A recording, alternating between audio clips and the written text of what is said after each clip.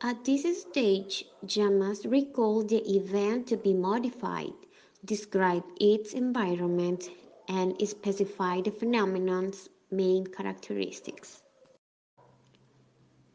Units of observation.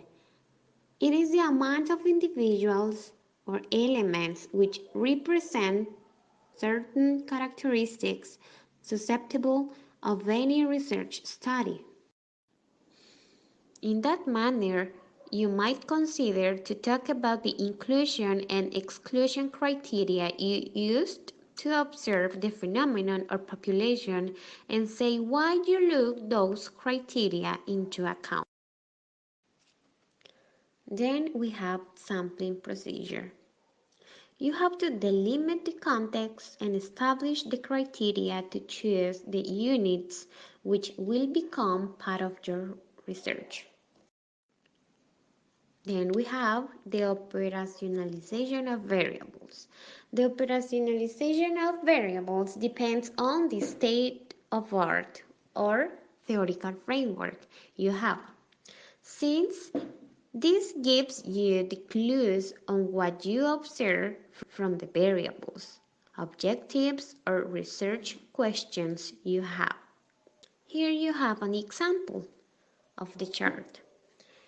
You have general objective, specific objectives, criteria to observe if it is a qualitative research, and hypothesis if it is a quantitative, mixed method, or action research. Variables, dependent variable, and independent variables. Definition of the variables, indicators and instruments, and the time.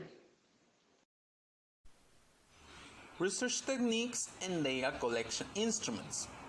Open and flexible instruments should be used in this research as anecdote files, in-depth interviews such as observation guide and an interview guide could work.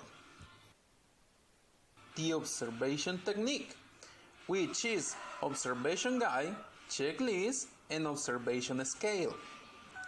Also, participatory techniques, focus groups, collective interviews, and the Delphi technique, which is used to estimate the likelihood and outcome for future events. Approaching to the field of study. This part consists in interacting with the population, object, or phenomenon being studied.